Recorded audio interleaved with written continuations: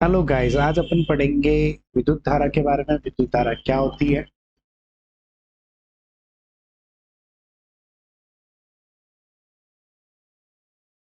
देखो, कोई भी चालक तार है, उस चालक के अंदर जो भी आवेश प्रवाहित होते हैं, है ना। तो आवेश प्रवाह जो है, तो आवेशों के प्रवाह की दर को ही क्या कहते हैं? विद्युत धारा कहते हैं। मान लो कि ये कोई चालक तार है, ठीक है। अब इस चालक तार में धनायन और ऋणायन, ये क्या हो गए? दो आवेश हो गए। ये आवेश जो है इस चालक तार के अंदर क्या हो रहे हैं? प्रवाहित हो रहे हैं। तो इसको अपन क्या बोलेंगे? इस इन आवेशों के प्रवाह की दर को क्या बोलेंगे बेटा? विद्युत धारा बोलेंगे। क्या बोलेंगे? विद्युत धारा, है ना। अब देखो, ये विद्युत धारा जो है, इसका फॉर्मूला क्या होता है? आई प्रोपोर्शनल, इसका फॉर्मूला होता है आई बराबर क्यू अपॉन टी। क्यू जहां पर क्या होता है? कुलाम। आवेश जो होता है उसको किस में लिखते हैं? कुलाम में। अब टी का मतलब क्या हो गया? समय। ठीक है, तो ये हो गई बेटा विद्युत धारा। अब देखो, इसके बाद अपन देखते हैं प्रतिरोध के बारे में। प्रतिरोध क्या होता है?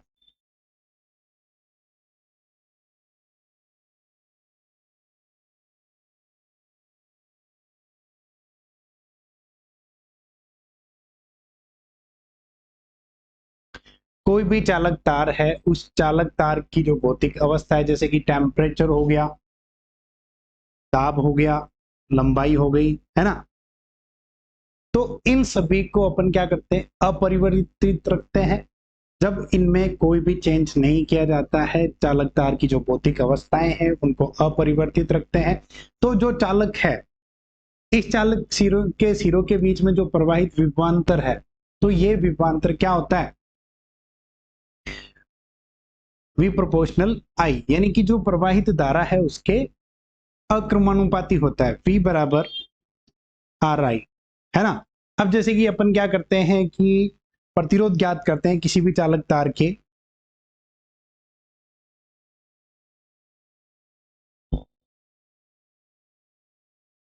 मान लो कोई संयोजन है,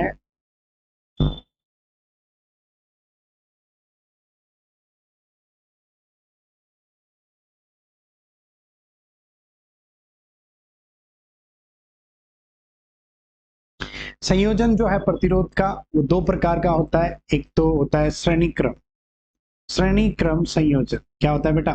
श्रेणी क्रम संयोजन।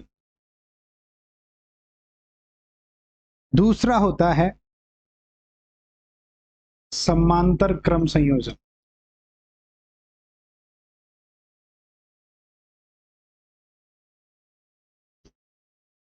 समांतर क्रम संयोजन।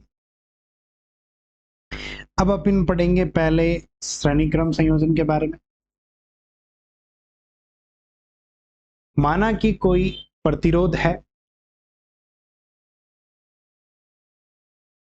कोई भी प्रतिरोध है, तो उसका पहला सिरा किसी दूसरे प्रतिरोध के दूसरे सिरे से जुड़ा रहता है। तो इस प्रकार का ये जो क्रम है, ये कौन सा क्रम कहलाता है? श्रेणी क्रम संयोजन कहलाता है। यानी कि मान लो ये एक प्रतिरोध है, इस प्रतिरोध का ये एक सिरा है, एक बिंदु है जो किसी दूसरे प्रतिरोध के इस सिरे से जुड़ा रहता है। यानी कि जो भी प्रतिरोध है सारे की सारे कैसे होंगे? एक श्रेणी में, एक के बाद एक क्रम में जो है संयोजित होंगे। तो इस प्रकार का संयोजन कौन सा कहलाता है? श्रेणी क्रम संयोजन कहलाता है। जैसे कि मान लो अपन ने ये एक परिपथ बना दिया, इसके अंदर अपन ने एक प्रतिरोध और जोड़ दिया, जो कि कौन सा है? R3।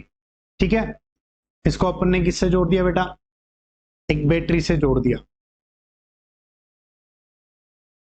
है ना। तो ये क्रम कौन सा हो गया? श्रेणी क्रम संयोजन। कौन सा हुआ बेटा? श्रेणी क्रम संयोजन। अब इसके बाद में अपन बात करते हैं समांतर क्रम संयोजन की। समांतर क्रम संयोजन क्या होता है?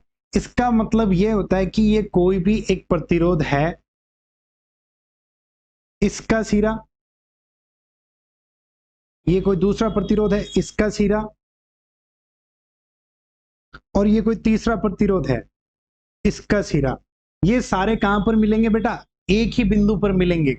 मान लो ये प्रतिरोध हो गया R1 R2 और ये R3। इन तीनों प्रतिरोधों के ये जो सिरे हैं वो सारे कहां पर मिलते हैं? एक ही बिंदु पर मिलते हैं। तो ये जो परिपथ बन रहा है, ये जो संयोजन बन रहा है वो कौन सा बन रहा है? समांतर क्रम संयोजन बन रहा है। कौन सा बन रहा है? समांतर क्रम संयोजन। अब देखो बेटा, अगर मान लो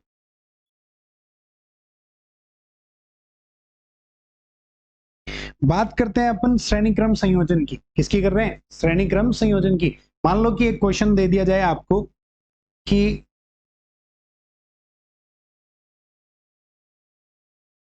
R1, R2 और R3 ये तीन प्रतिरोध हैं जिनके मान दे दिए जाए आपको 5, 10 और 15। 5, 10 और 15 ये तीन प्रतिरोध हैं।